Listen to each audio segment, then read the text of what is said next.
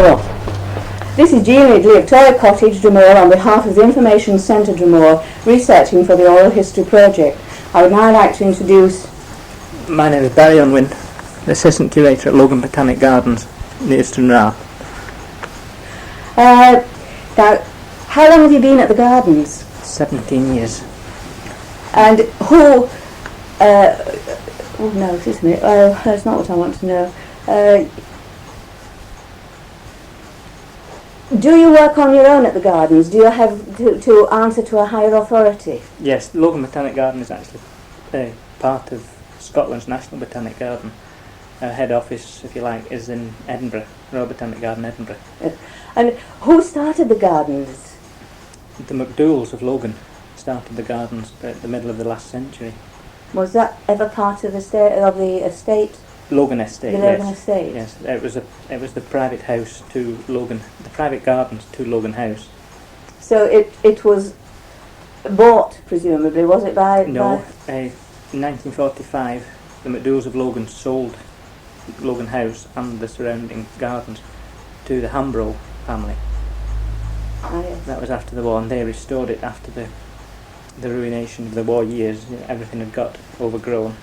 And it was their idea, was it, to make a public garden?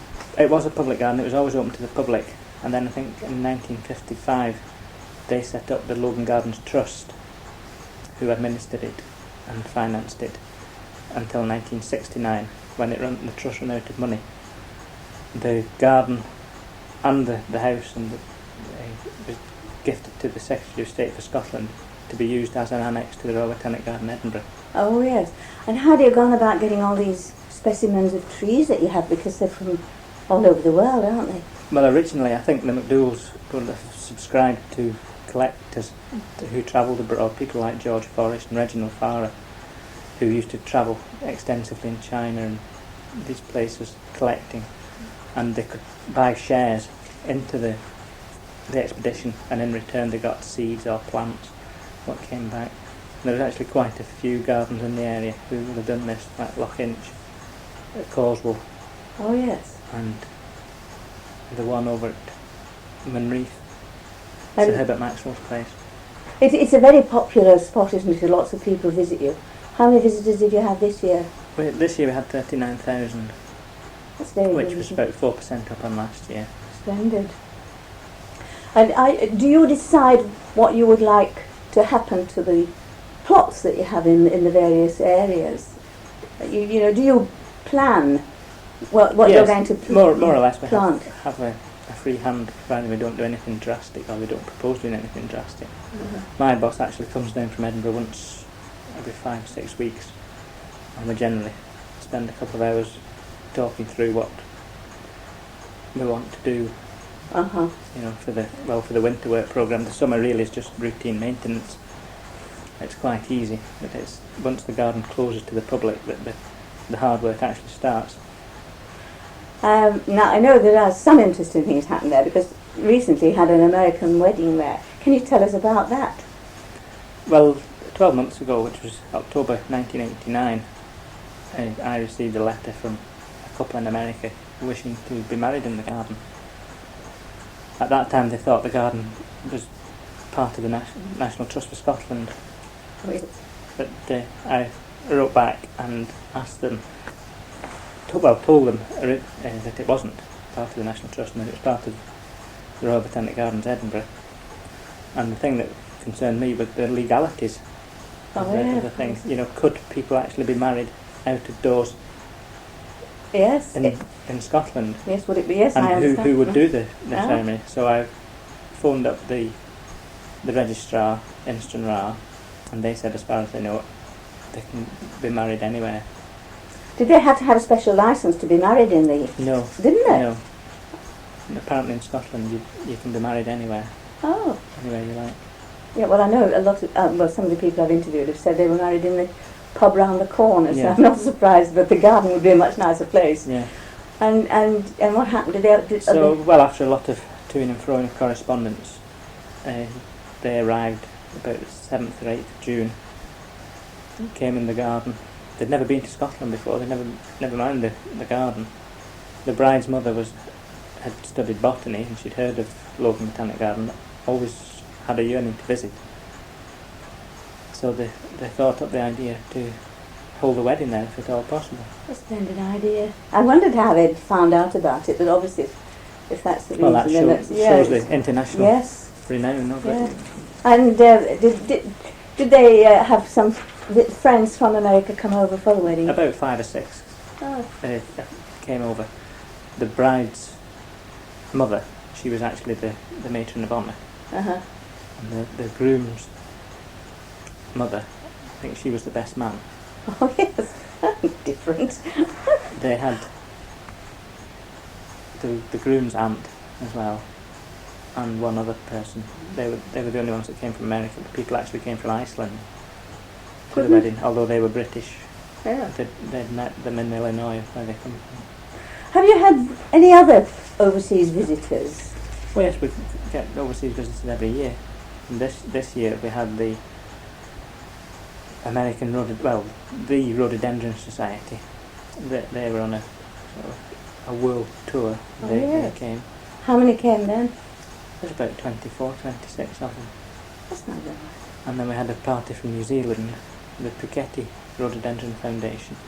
They came in May this year. Were the rhododendrons at their best then? They were actually past the best because Oh, with it being such a mild Yeah. winter, the Yes. spring was very early. There's such a beautiful display there, isn't Yeah. it? Yeah. So, that's interesting to know. But I didn't know whether, people, whether it was on the map as far as overseas. Oh, yes, are concerned. very Obviously, much yeah. Yes. Have you made any improvements since you took over there? I mean, has there been any new buildings? I would like to think I have. Oh, yes, improvements. But I mean, have you had any new buildings or anything put up? There were new buildings there just as I arrived. The complex with the new glass house and offices, mess room facilities, garages and workshops. They were built in 1973. So they'd actually we just moved into those just after I arrived. Yeah. And but then we did the job of demolishing the old greenhouses, the old potting sheds, things like that. Mm-hmm.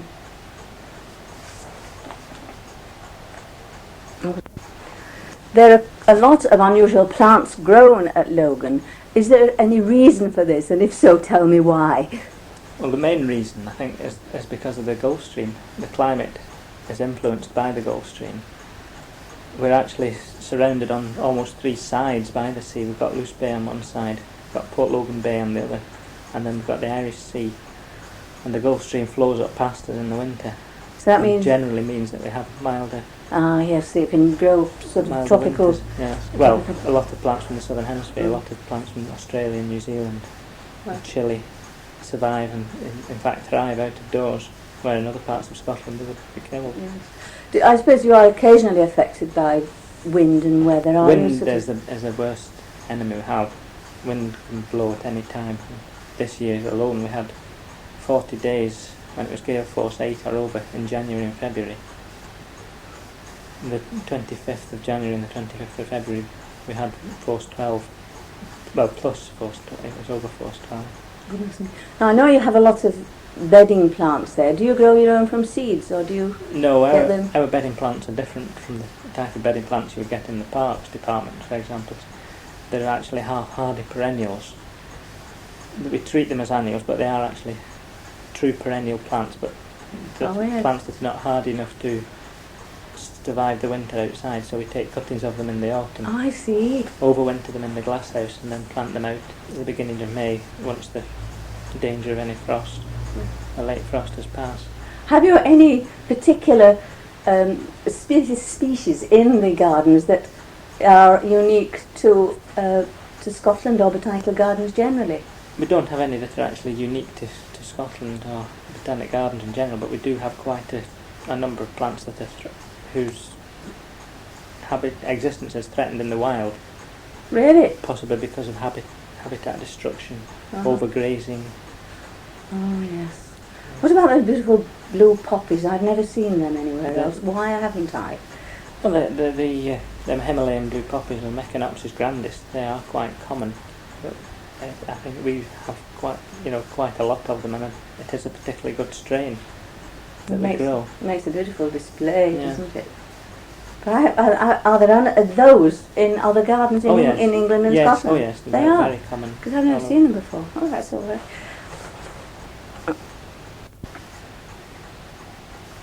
We've talked about weather, but we've only talked about wind. What happens if you have a severe frost? Well, if we get a severe frost, we lose a lot of plants, like we did in 1979. The temperature was down to -11 centigrade, with a strong, really strong easterly wind, and we lost well over 400 different species of plant that year. Good heavens, that's sad, isn't it? But we get frost every year. Probably the average, or the lowest that the temperature usually goes is about -6, -7 degrees. And can the plants normally? They usually survive that, yes. Does it depend how big they are? I mean, Some of the plants, if they're well established, they're more frost hardy than they are Yeah. if they're quite young. is there anything you can do to help prevent damage to the plants in the case of bad weather? Not really. We do cover one or two plants. We have one plant in particular that's quite rare and very unusual, the Chatham Island forget-me-not. We put a cover over that. One or two other plants from the Canaries we cover over That's before winter starts. before the winter Yes, starts, yeah. because you know those are vulnerable. But the big tree ferns, plants like that, you can't protect them. No. And have you done anything to try to safeguard some of the plants? I mean, have you made protection? We tried to protect them from the wind. Oh yes. In 1977, we acquired a 10.5 acre patch of ground along the southwest boundary of the garden, and we planted it on a forestry scale, just purely as a shelter belt. Oh, yeah. Some of those trees now are 15, even almost 20 feet high, and at the stage where they've been thinned once and they're ready for thinning again. And that really will Well, give a it'll tremendous probably amount be of protection, won't it? another 15 years before they start to give us much benefit. Really effective. Yeah. But they must have helped though, even now, haven't they? A little bit. Yeah. You can see a bit of benefit, but Yes. it'll be a good few years yet before they really lift the wind over the garden. The idea is to lift the wind because the southwest winds are the prevailing winds, Yes, and this is along the southwest boundary, and if we can push the wind up and get it to go over the garden yes. rather than come into the garden, Yeah. we should get away with it.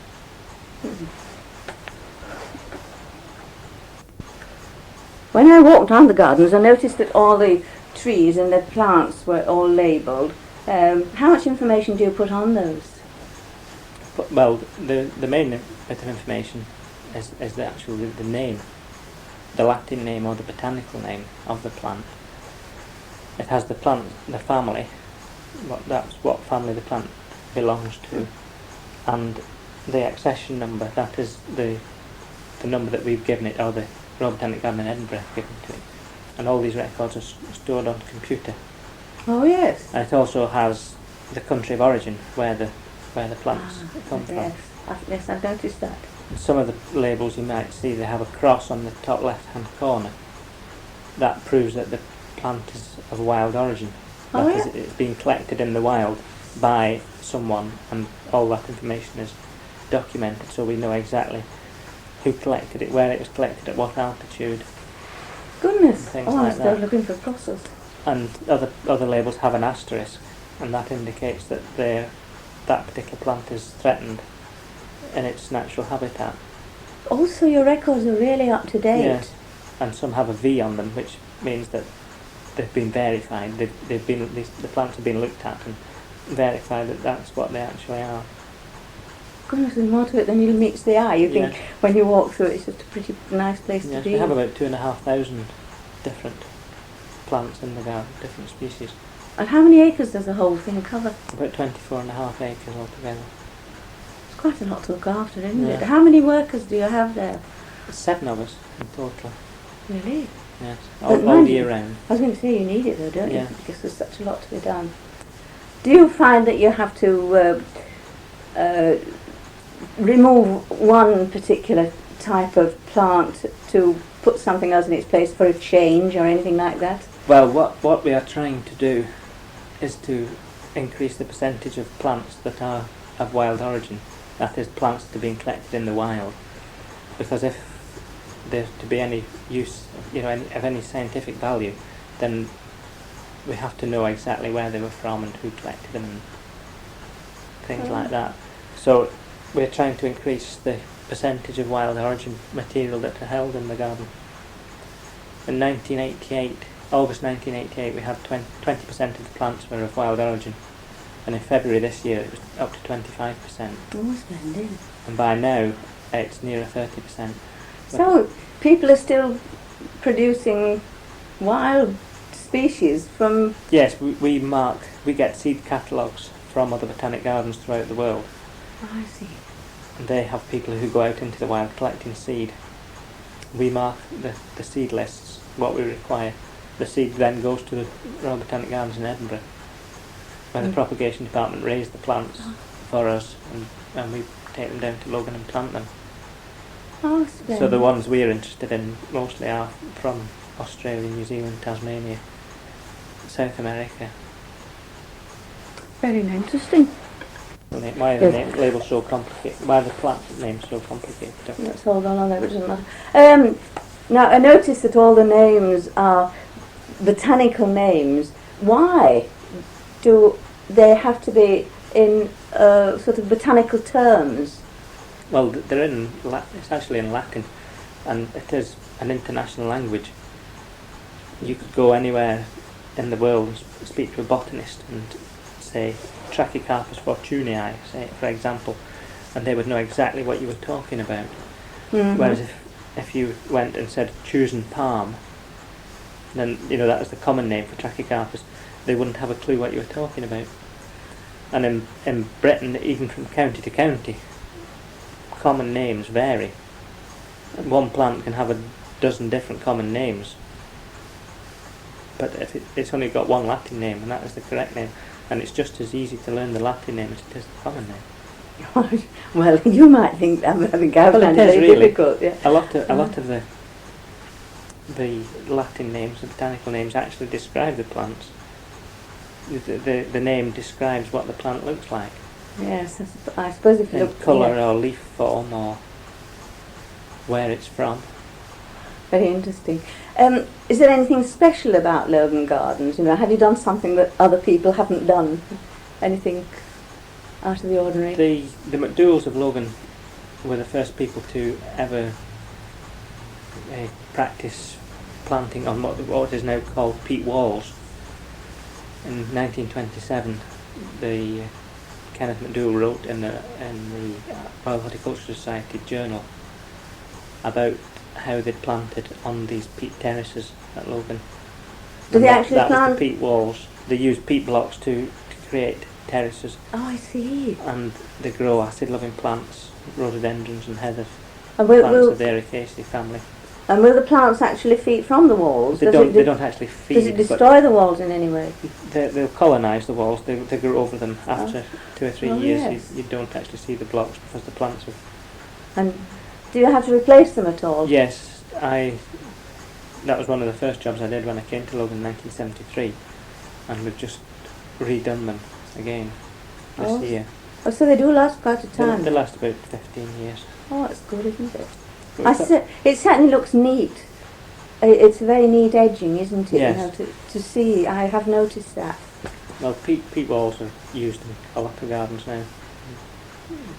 And are other botanical gardens taking the same steps as you've done? Oh yes, you'll find a botanic garden in any you'll find a peat walls probably in any botanic garden. Ah.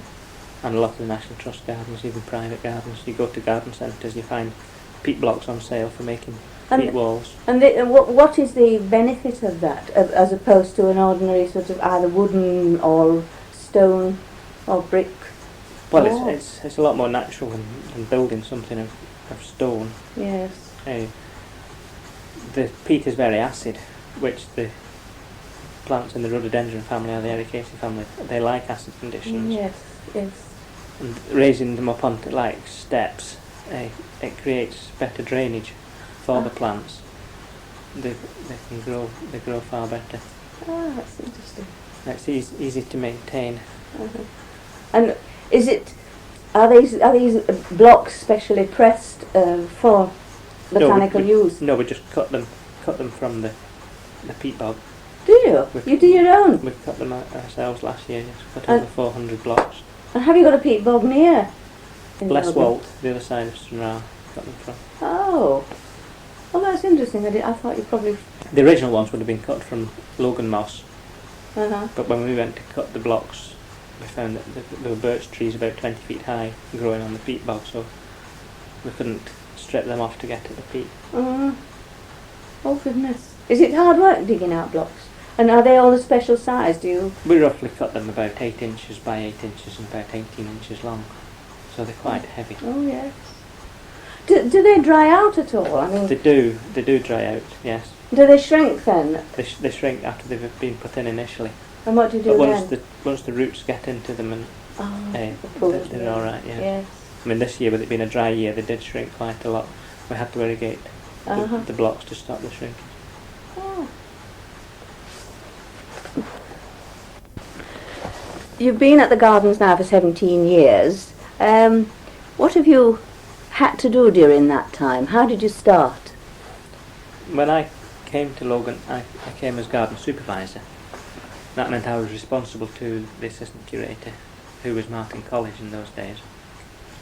And really, I was responsible for the day-to-day organisation of labour and work and checking on work, and working along with the industrial staff, as they are called. Oh, yes. We're actually classed as non-industrial staff, but that doesn't mean to say that we don't get our hands dirty. Oh, yes, you're quite right. And then in October 1987, Martin College retired, so I took over as assistant curator. And that's the position you now hold? And that's the position I now hold, yes. And is there any chance of you going any higher? No, I wouldn't want to go any higher. Why? I'm perfectly happy. Would that mean you have to go away from here if you... Yes, and I don't have the qualifications. Oh, I see. The next step is a curator, and that is over the whole Royal Botanic Garden. There's only one curator. I see. Oh. But in my time as assistant curator, one of the things I've been trying to do is to establish more shelter within the garden.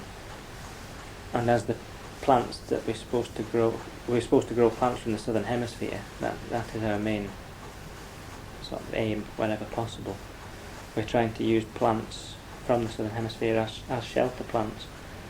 Instead of having sycamore and beech, things like that, we use plants from New Zealand. Are they nicer to look at? Or do they make a... Or is it... They are nicer to look at. They're evergreen too. Oh yes. And they're more in keeping. The plants that they're more natural. You know, we're trying to plant in sort of geographic locations. Oh, I see. So you've got plants from all one part of the world growing together. So you get natural plant associations. It makes it more interesting for the visitors.